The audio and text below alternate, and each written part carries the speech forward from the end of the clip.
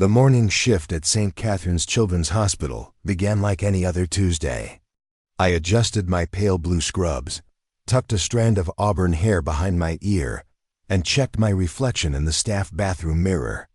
At 34, I looked unremarkable average height, slender build, the kind of face that blended into crowds. Exactly how I preferred it. Before we jump back in, tell us where you're tuning in from, and if this story touches you, make sure you're subscribed, because tomorrow I've saved something extra special for you. My name is Elena Vasquez, and for the past 3 years, I've been the quietest nurse on the pediatric ward. My colleagues knew me as dependable but reserved, someone who completed her tasks efficiently and went home to what they assumed was simple life. They had no idea that before I became Elena the pediatric nurse, I was Captain Elena Vasquez, United States Army Rangers, with 2 tours in Afghanistan and specialized training in counter-terrorism operations.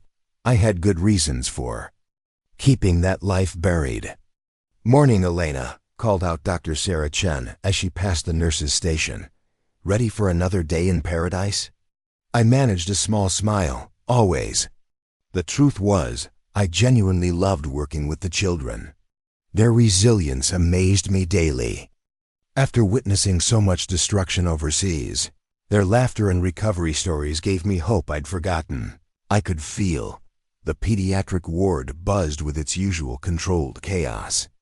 Breakfast trays rattled down the hallways, parents clutched coffee cups with worried expressions, and the maintenance crew worked on replacing a broken window at the far end of the corridor.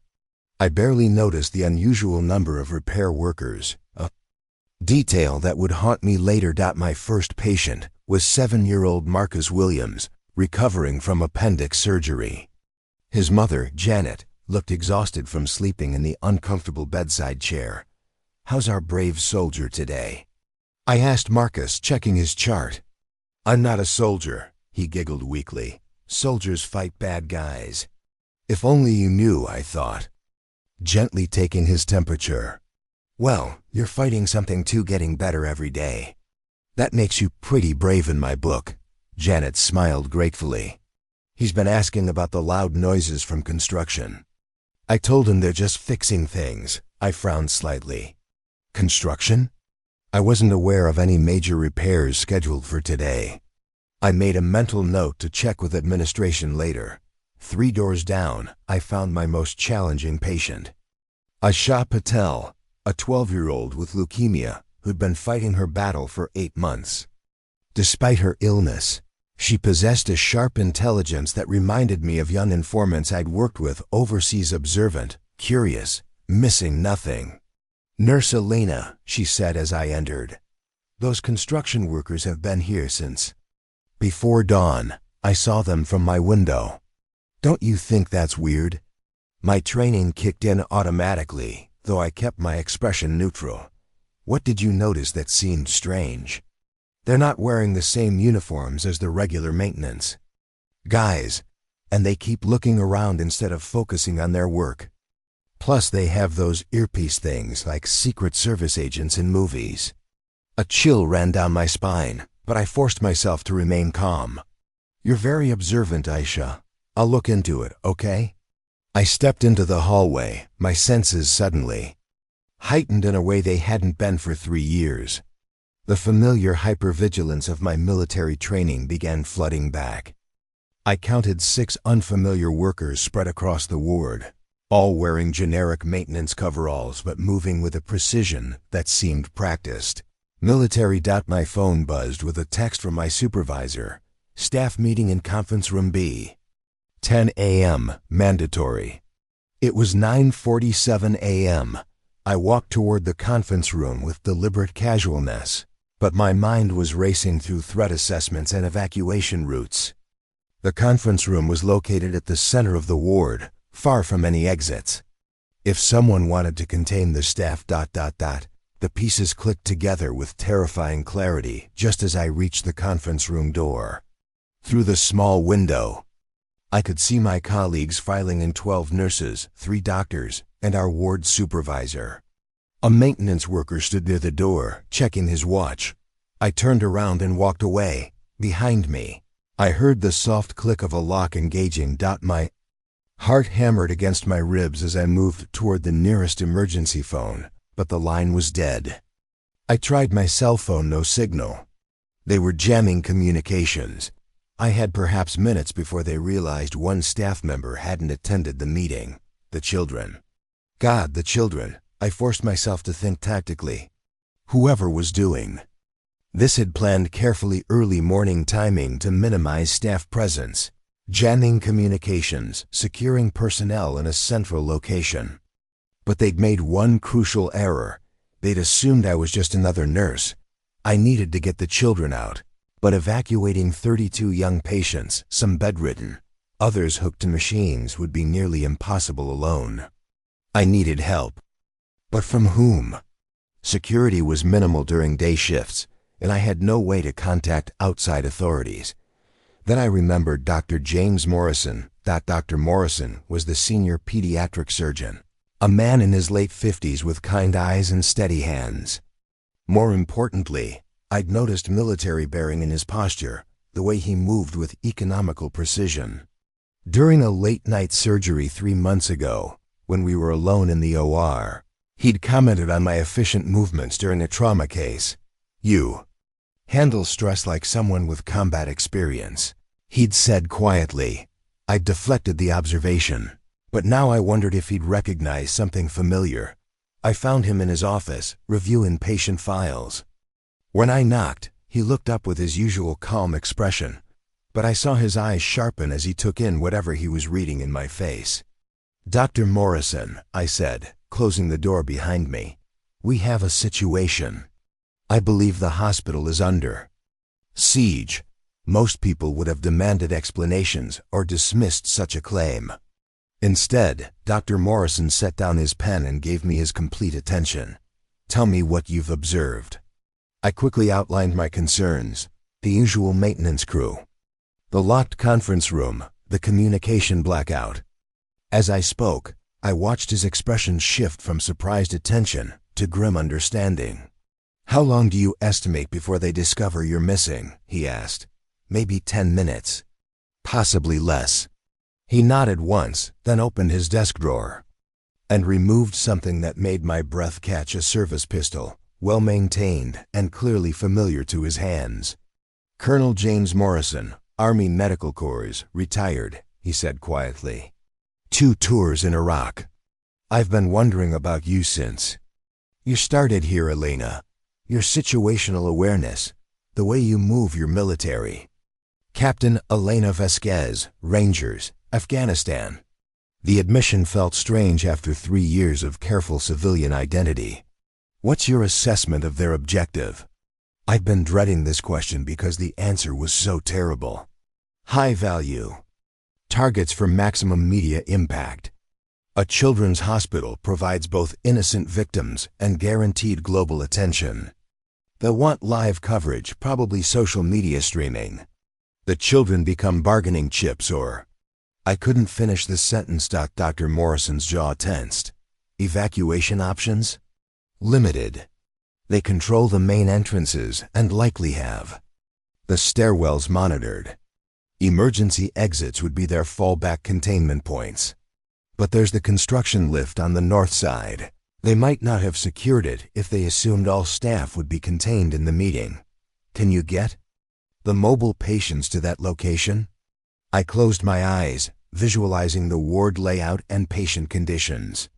"Possibly. 17 children can walk or use wheelchairs.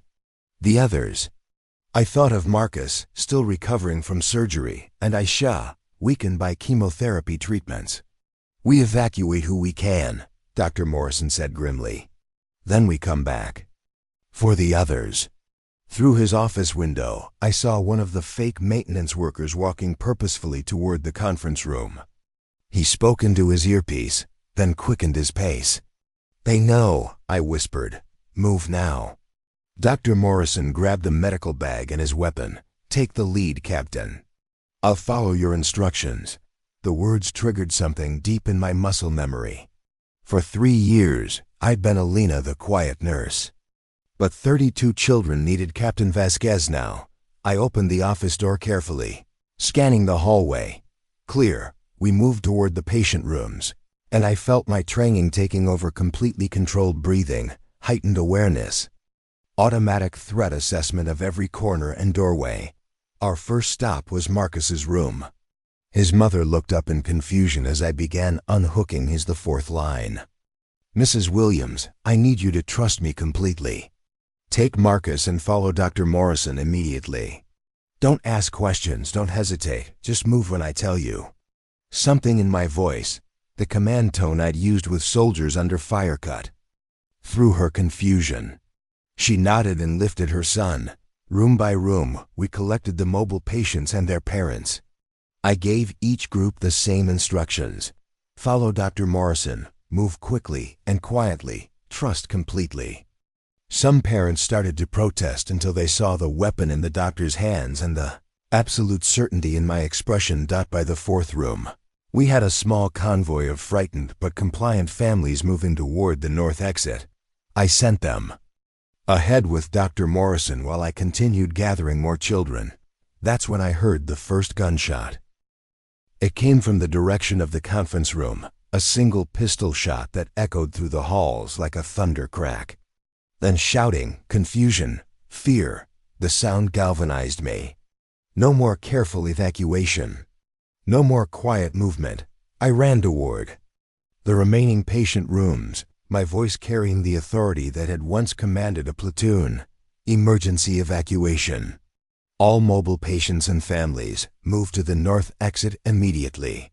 Follow the green exit signs. Parents emerged from rooms with frightened children, some asking questions I ignored. I pointed them toward the exit route and continued moving. In the chaos, I could hear tactical radio chatter from the attackers.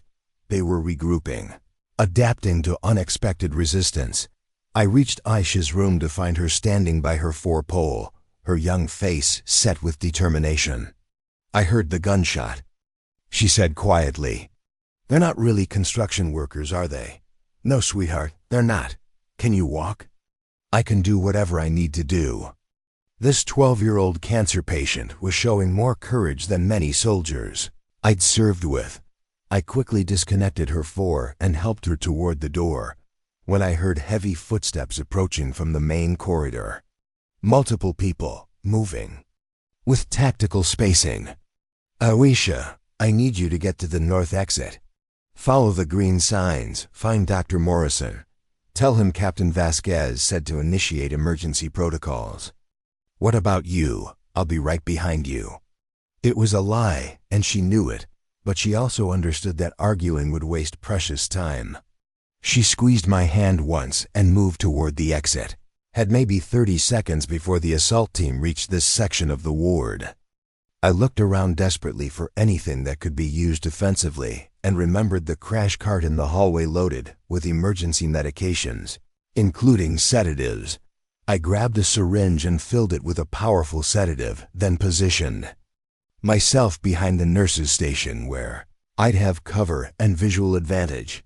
The first attacker rounded the corner precisely when I expected, moving in textbook urban warfare formation.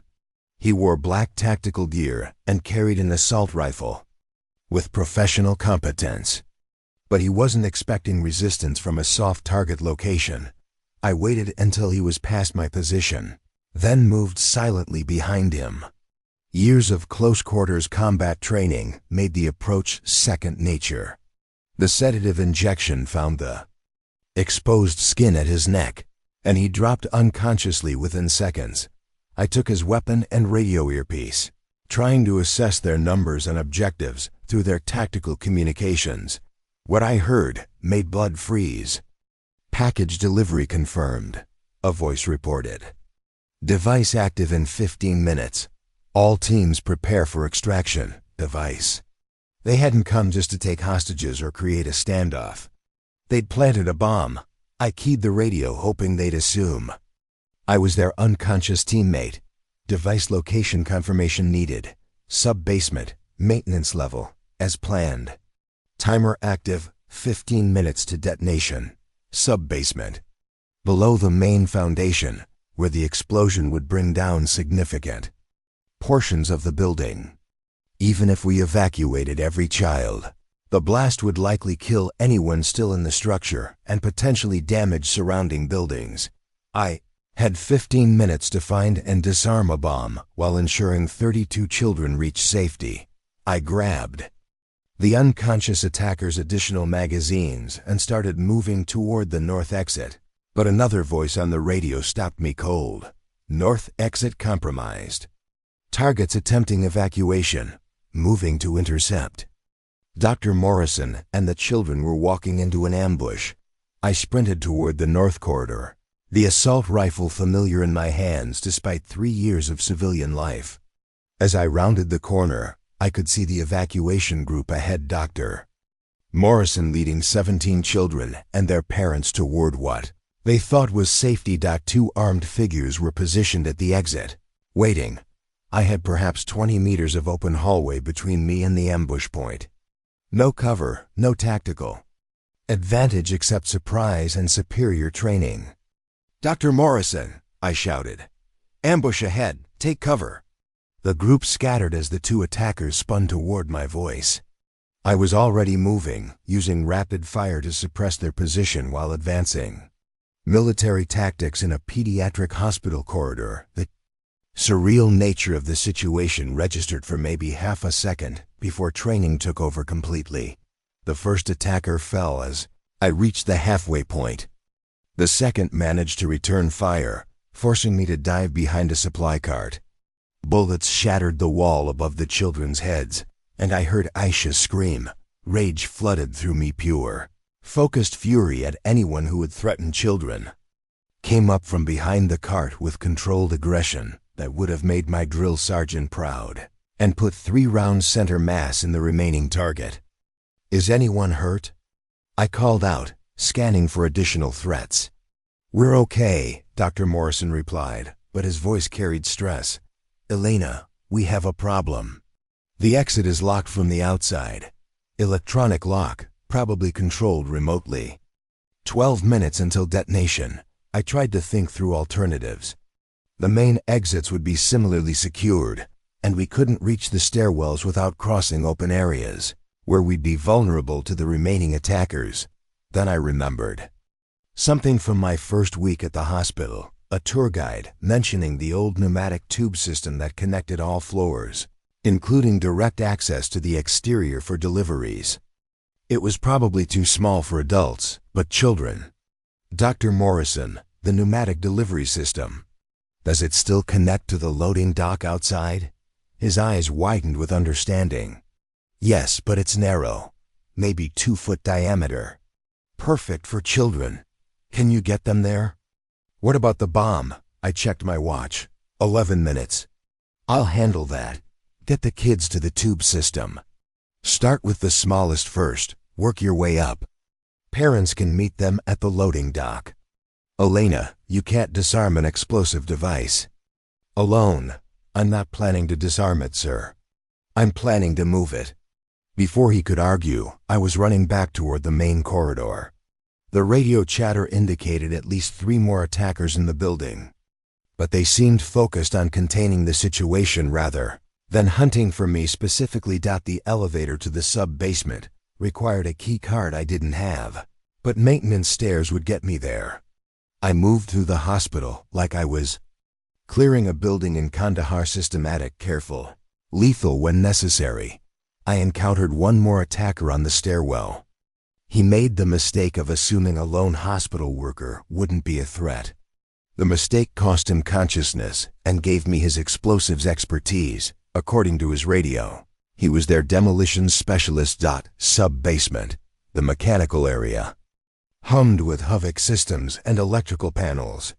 Following the sound of ticking, an old-fashioned timer rather than digital, I found the device. It was larger than I'd expected, roughly the size of a briefcase with enough explosive material to collapse several floors. But it was also portable, and the timer showed 8 minutes remaining. I could try to disarm it, but that would require expertise I didn't possess. I could evacuate and hope the building's structure would contain most of the blast. Or I could move it somewhere the explosion would cause minimal damage. The hospital's parking structure was connected to the sub-basement through a service tunnel. If I could get the device to the open-air top level of the parking garage, the blast would go upward rather than undermining the hospital's foundation. 7 minutes. I grabbed the device surprisingly heavy but manageable and started running toward the service tunnel. The construction was simple concrete, designed to muffle sound between the hospital and parking garage. 6 minutes. The tunnel seemed endless, my breathing echoing off the walls as I ran with a bomb that could level city blocks. I thought about Ayesha's courage, Marcus's trust, Dr. Morrison's immediate understanding when I'd needed an ally. 5 minutes. Reached the parking garage and started climbing the emergency stairs toward the roof level. My legs burned from the sprint and the weight of the device, but adrenaline carried me upward. 4 minutes. Roof level. I could see the city skyline in the distance, normal people living normal lives, unaware that a children's hospital had just become a battlefield. I carried the device to the center of the roof, as far from any structures as possible. 3 minutes. Time to go. I sprinted toward the stairwell, taking steps 3 at a time, the timers ticking seeming to accelerate with each second. 2 minutes. Ground level. I kept running, putting as much distance between myself and the garage as possible. My radio crackled with confused chatter from the remaining attackers, trying to understand why their carefully planned operation was falling apart. 1 minute. I reached the hospital's loading dock and found Dr. Morrison helping the last child Marcus through the pneumatic tube to safety outside. Parents were reuniting with their children, tears and relief mixing with confusion about what had just happened. "Elena," Dr. Morrison called. "Everyone's out," but the explosion cut off his words. Even at distance, the blast was enormous. The top level of the parking garage disintegrated, sending debris skyward in a controlled direction away from populated areas. Windows throughout the hospital rattled, car alarms wailed, and a mushroom cloud of dust and concrete rose into the morning sky. But the hospital stood intact. The children were safe. I sank to my knees in the loading dock, my body finally acknowledging the stress of the past hour. 3 years of civilian life had ended in 90 minutes of combat, but 32 children would go home to their families. Dr. Morrison knelt beside me, his voice gentle. "It's over, Captain. You did it." Police sirens and emergency vehicles surrounded us within minutes. The remaining attackers were captured as they tried to flee the building, their escape routes blocked by law enforcement. Response teams. Later, as I gave my statement to FBI agents, I learned the full scope of what we'd prevented. The attack had been planned by a domestic terrorist cell, seeking to create maximum emotional impact through targeting children. The bomb would have killed dozens and potentially collapsed multiple floors. "How did you know to look for the device?" Agent Sarah Martinez asked. "Military training. When someone goes to this much trouble to control a target, they usually have a bigger plan than just hostages. And you decided to move it rather than evacuate?" "There wasn't time for full evacuation, and I couldn't guarantee the building's structure would contain the blast. Moving it to an open area was the safest option for the children." Agent Martinez closed her notebook and looked at me with professional respect. "Captain Vasquez, your actions saved dozens of lives today. Why didn't you stay in the military?" It was a question I'd been asking myself for 3 years. I wanted a quieter life, I said finally. But I think I just needed to find the right way to serve. 3 weeks later, I stood in the pediatric ward's break room, reading resignation letters. Homeland Security had offered me a position with their counter-terrorism task force.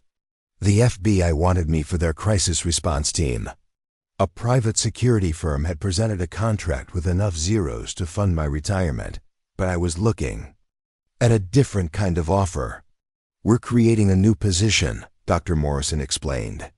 emergency response coordinator for the pediatric department.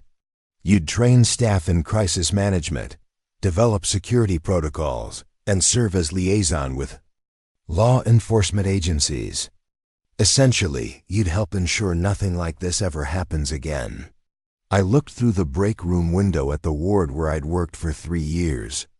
Asha was back in her room, telling her story to a group of younger patients with theatrical gestures and obvious pride. Marcus was walking the halls with his mother, his recovery ahead of schedule. Normal life had resumed, but with an awareness that safety wasn't guaranteed. These children had shown me something I'd forgotten during my years of hiding from my past.